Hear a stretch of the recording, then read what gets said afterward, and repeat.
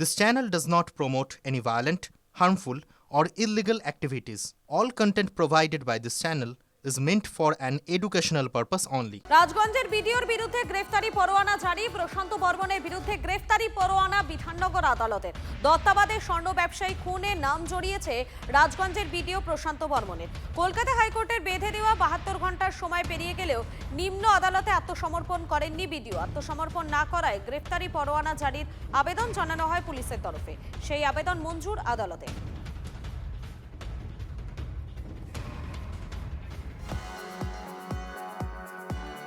বঙ্গ রাজনীতিতে যে পুরসভাকে নিয়ে রঙ্গ অবিরাম নাম তার এগরা। এখানে ভূমিপুত্র মানে চেয়ারম্যান স্বপন নায়ক কি নিরুদ্দেশ, না কয়েক ঘন্টার ব্যবধানে বিদ্রোহী তৃণমূল নেতার উদ্দেশ্যে পর পর ফ্লেক্স ঘিরে রাজনীতির জল ঘোলা শুরু হয়েছে। জুন মালিয়ার সংসদীয় এলাকায় নিত্য নতুন নাম। সকালে স্বপন নায়কের সমর্থনে পড়ল ভূমিপুত্র পোস্টার। সূর্য ডুবতে পুরপ্রধানের বিরোধিতায় নিরুদ্দেশ বিদ্রুপ করে ফ্লেক্স।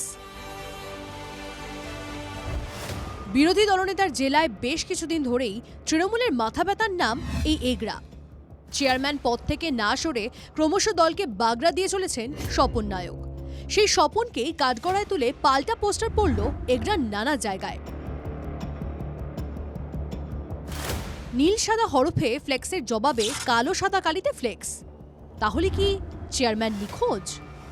স্বপন নায়ককে বারবার ফোন করা হলে তার ফোন সুইচড অফ, যা ঘিরে আরও তীব্র হয়েছে জল্পনা। এই অপসংস্কৃতি এগরাই ছিল না। বর্তমানে এই অপসংস্কৃতি কেউ বা কারা নিয়ে আসছে, এটা এগরার মানুষ, শুভবুদ্ধি সম্পন্ন মানুষ পরিষ্কারভাবে বুঝতে পারছেন।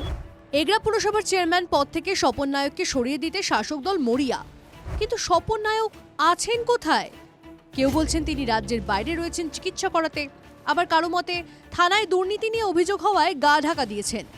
ফ্লেক্স পাল্টা ফ্লেক্স নিয়ে তৃণমূলের দুই ফুলের তরজাও সপ্তমে। ভদ্রলোকের বাস এগরাতে কিছু ছোট লোক, শাসক দলে নেতা কর্মীরা, তারাও এগরাটাকে ধ্বংস করার চক্রান্তে লিপ্ত হয়েছে।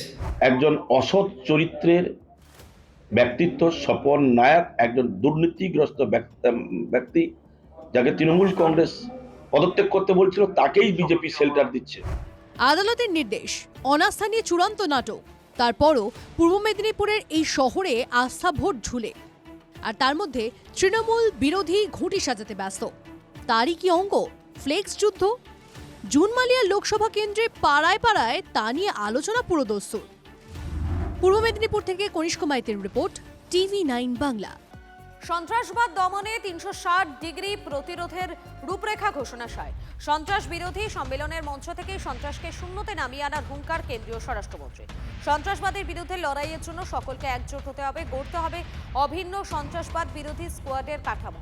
সব রাজ্য পুলিশের সন্ত্রাস বিরোধী বাহিনীকে এক ছাতার তলায় আনার কথা জানালেন অমিত শাহ। সব রাজ্যের পুলিশ যাতে সন্ত্রাসবাদ বিরোধী অভিযানের জন্য প্রতিটি স্তরে একই রকম প্রস্তুতির সুযোগ পায় তা নিশ্চিত করতে এই কাঠামো বাস্তবায়িত করা প্রয়োজন দাবি শাহ।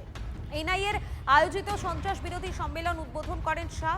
সেই অনুষ্ঠানে সন্ত্রাস বিরোধী অভিযান নিয়ে সব তদন্তকারী সংস্থাকে একজোট হওয়ার কথা বললেন কেন্দ্রীয় স্বরাষ্ট্রমন্ত্রী।